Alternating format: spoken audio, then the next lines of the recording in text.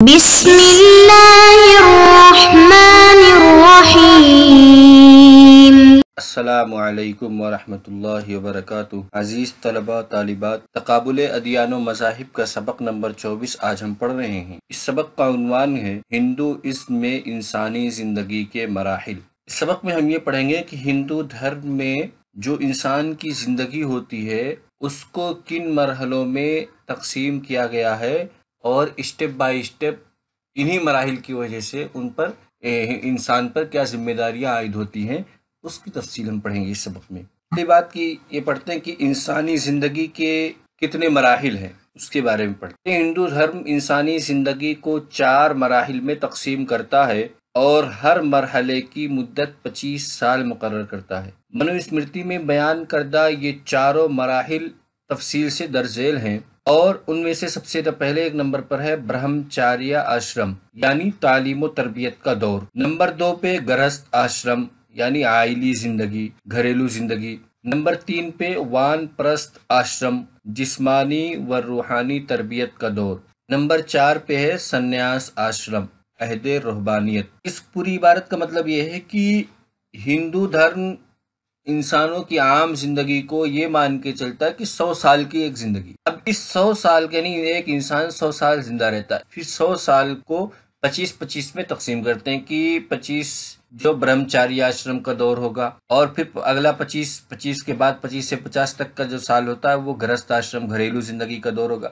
50 سال کے بعد 75 سال تک کی جو عمر ہوتی ہے وہ وان پرست آشرم یعنی جسمانی و روحانی تربیت کا دور ہوتا ہے انسان کا، کہ وہ اپنی روح کو کی ترقی کے لیے اور یا روح آتما کا پرماتما میں ملن کیسے ہو، اس کی تربیت کا دور 50 سے 75 کا دور ہوتا ہے۔ آخری دور ہے سنیاس آشرم، جس کو عہد رہبانیت کہتے ہیں۔ ان چاروں کی تفصیل ہم آگے پڑھتے ہیں۔ پہلے نمبر پہ ہے برہمچاریہ آشرم۔ برہمچاریہ آشرم کا آغاز 8 سال سے شروع ہوتا ہے اور 24 سال کی عمر پر ختم ہو جاتا ہے۔ اس عہد کا سب سے اہم ترین فریضہ یہ ہے کہ طالب علم ظاہری زینت، خوشبوؤں کے استعمال اور عورتوں سے پرہیز کرے۔ طالب علم کے آداب سے متعلق منو اسمرتی میں یہ ہے کہ طالب علم اپنی خواہشات پر کنٹرول کرے اور اپنے استاذ کے گھر رات گزارے اور معبودوں کی خدمت میں چڑھاوے پیش کرنے کے لیے روزانہ پانی سے غسل کرے۔ طالب علم ویدک تعلیم پر عمل پیرا خاندان سے بھیک مانگے اور اپنے خاندان سے سوال کرنے سے پرہیز کرے، البتہ کسی اور سے صدقہ نہ پانے کی صورت میں اپنے خاندان سے بھیک مانگ سکتا ہے۔ اس پوری عبارت میں یہ بتایا گیا کہ برہمچاریہ آشرم کا جو تعلیم و تربیت کا جو دور ہوتا ہے، یا یہ کہنے کہ طالب علمانہ جو دور ہوتا ہے، یہ 8 سال سے شروع ہوتا ہے، 24 سال تک رہتا ہے۔ اس دور میں 8 سال تک تو بچپنے کا دور ہوتا ہے، 8 سال کے بعد تعلیم کا دور شروع ہوتا ہے جس کو برہمچاریہ آشرم کہتے ہیں۔ اس میں طالب علم سے متعلق کچھ فرائض اور کچھ آداب متعین کیے جاتے ہیں، وہ منو اسمرتی میں بیان کیے گئے ہیں۔ اس میں سے ایک یہ ہے کہ طالب علم اپنی خواہشات پر کنٹرول کرے، دوسری بات یہ کہ استاذ کے گھر رات گزارے، یعنی استاذ کے پاس ہی رہے ہر دم، اور معبودوں کی خدمت میں چڑھاوے پیش کرنے کے لیے، یعنی جب وہ پوجا کے لیے جائے تو سب اس سے چڑھاوے پیش کرنے سے پہلے غسل کر لے، اس کے بعد پھر جو معبود پہ چڑھانا ہے وہ چڑھائے غسل کے بعد۔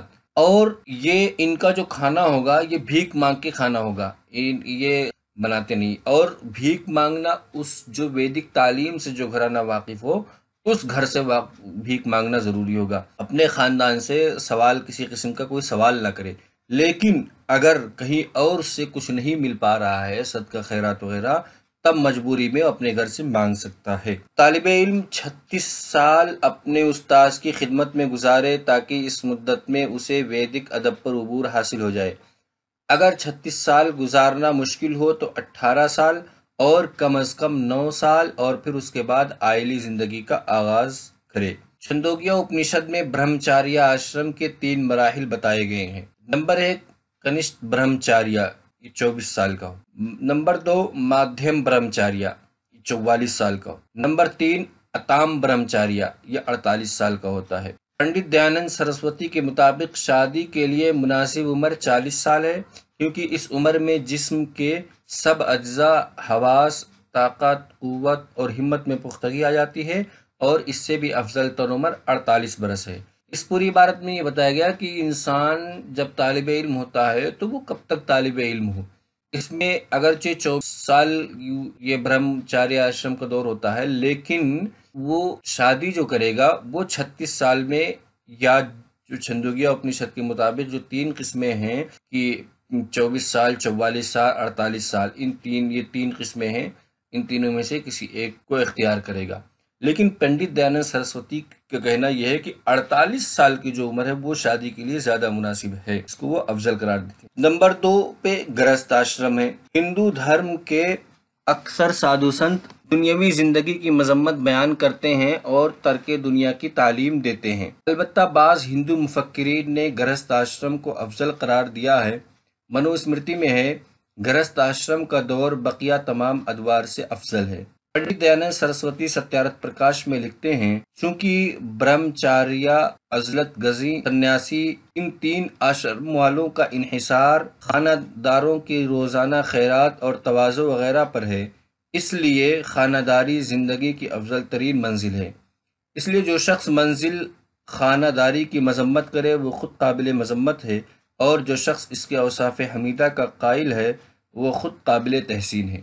یہ گرہست آشرم کی تفصیل ہے گھریلو زندگی کی۔ کہتے ہیں کہ ہندو دھرم میں اکثر سادھو سنت تو رہبانیت کے قائل ہوتے ہیں اور ترک دنیا کی تعلیم دیتے ہیں، لیکن بعض ایسے بھی مفکرین ہیں جو اس کو افضل قرار دیتے ہیں گرہست آشرم کو، کیونکہ ان کا کہنا ہے کہ باقی جو 3 آشرم ہیں وہ ان کے کھانے پینے کا مدار اسی پہ ہے، گرہست آشرم پہ، خانہ داری پہ، اس لیے یہ افضل ہے۔ وان پرست آشرم یعنی گرہست آشرم میں زندگی کا تیسرا ذمہ داری شادی کرنا اور آشرم کو عزلت گزی کہا جاتا ہے۔ اس کے فرائض منو میں یہ لکھے ہوئے ہیں، جب انسان بوڑھا ہو جائے اور اس کے بال سفید پڑ جائیں اور اس کے چہرے پر جھریاں پڑ جائیں اور وہ پوتوں والا ہو جائے تو اسے عائلی زندگی ترک کر کے جنگل کا رخ اختیار کرنا چاہیے، اور اگر چاہے تو بیوی کے ساتھ جائے ورنہ تنہا، اور صرف زمین کے غلوں اور پھلوں پر اکتفا کرے اور اپنے سر، داڑھی اور مونچھوں کو خوب بڑھائے اور ناخن نہ ترشوائے۔ یہ مذکورہ چیز جو ہے یہ اس کی کیسے وہ اختیار کرے گا، مطلب کیا مراحل، کیا شرطیں ہیں، وہ بتایا گیا کہ بوڑھا ہو جائے یعنی 50 سال کے بعد کی جو عمر ہوتی ہے اور ناتی پوتا والا ہو جائے تو وہ اس کو چھوڑ سکتا ہے۔ آگے اس کی تفصیل یہ لکھی ہوئی ہے کہ 1 دن کھانا کھائے اور 1 دن روزہ رکھے۔ جو گرہست آشرم میں پہنچ جائے اس کے لیے ضروری ہے کہ 1 دن کھانا کھائے اور 1 دن روزہ رکھے، زمین پر چت لیٹا رہے یا پورے دن پاؤں کے حصے پر کھڑا رہے، گرمی کی حدت کو برداشت کرے، تیز دھوپ میں بیٹھے، ایام باراں یعنی بارش کے دنوں میں آسمان کے نیچے رات گزارے، اور سخت ٹھنڈک میں پانی میں بھیگا ہوا لباس پہنے، اور اس طرح اپنے نفس کو قابو میں رکھے اور سزا دے۔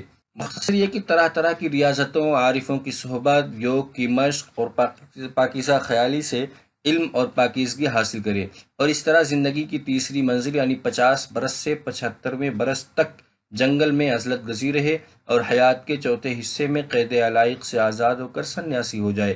اس کے لیے گرہست جو ون پرست یعنی گرہست آشرم کے بعد 50 سال کے بعد جو تیسرا مرحلہ ہوتا ہے، اس کے لیے یہ چیزیں ضروری ہے کہ وہ جتنی زیادہ مشقتیں کر سکے، جتنا زیادہ عارفوں کی صحبت میں رہے، اس کے لیے اتنا ہی مفید ہے۔ سنیاس آشرم یہ آخری مرحلہ، وہ شخص جس نے تینوں مراحل مکمل کر لیے ہوں وہ چوتھے دور میں داخل ہوگا، اور اس کی حیثیت ایک معلم اور ایسے شیخ کی ہوگی جس سے شرعی تکالیف اٹھا لی گئی ہو، اس کی شہوات اس کی عقل کے تابع ہو، اور اس کی بشریت لاہوتیت میں تبدیل ہو گئی ہو۔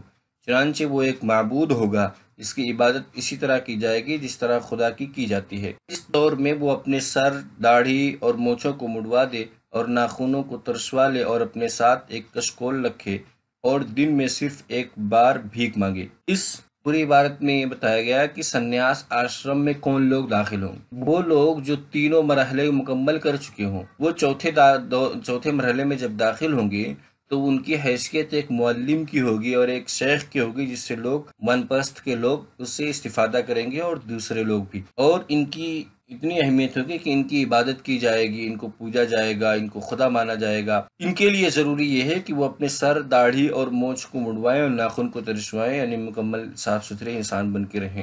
ان کے لیے دن میں صرف ایک بار بھیک مانگ کر کے کھانا ہے، 24 گھنٹے میں ایک بار ان کے لیے کھانا ہے۔ سنیاسی کا سب سے اہم فریضہ تمام بنی نوع انسان کو تلقین حق اور علوم سے بہرایاب کر کے ترقی کے زینے پر قائم کرنا ہے۔ دوسرا فریضہ ضبط نفس کے ذریعے روح، قلب اور حواس کی قدورتوں کو خیال کی یکسوئی سے جلا کر راکھ کر دینا ہے۔ پنڈت دیانند سرسوتی لکھتے ہیں، سنیاس کی زندگی صرف برہمنوں کے لیے خاص ہے، کیونکہ مخلوقات میں سب سے افضل برہمن ہے اور انسانی اعمال میں سب سے افضل عمل روحانیت، لہٰذا اس کے مستحق صرف برہمن ہوں گے۔ اس میں بتایا گیا کہ سنیاسی جو ہوتا ہے اس کے لیے اس کے ذمہ دو فریضے، ایک یہ کہ وہ پوری انسانیت کو حق بات کی تلقین کرے اور علوم حاصل کرنے کے لیے جو بھی ہو وہ ان پہ ابھارے اور انسان کو ترقی کے زینے پہ پہنچانے کی پوری کوشش کرتا رہے، یہ پہلا فریضہ۔ اور دوسرا فریضہ یہ ہے کہ وہ ضبط نفس کے ذریعے روح، قلب اور حواس، ان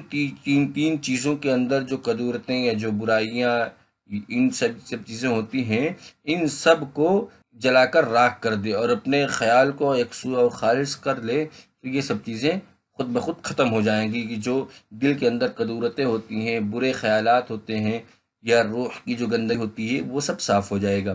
آج کے اس سبق کا خلاصہ یہ ہے کہ آج کے سب سے پہلے پڑھا کہ انسانی زندگی کے مراحل کون کون سے ہیں، کتنے مرحلے ہیں، پھر ان مرحلوں کی تفصیل پڑھی۔ ان مرحلوں میں سب سے پہلے ہم نے پڑھا برہمچاریہ آشرم کے بارے میں جو تعلیم و تربیت کا دور ہوتا ہے، پھر اس کے بعد ہم نے پڑھا گرہست آشرم کے بارے میں جو عائلی زندگی یا گھریلو زندگی کا دور ہوتا ہے، پھر اس کے بعد ہم نے پڑھا چوتھے نمبر پہ وان پرست آشرم کے بارے میں، یہ جسمانی اور روحانی تربیت کا ایک ذریعہ ہے، دور ہوتا ہے، تو روحانی تربیت کا دور ہوتا ہے۔ ایک سنیاس آشرم جو آخری، یہ رہبانیت کا عہد ہے۔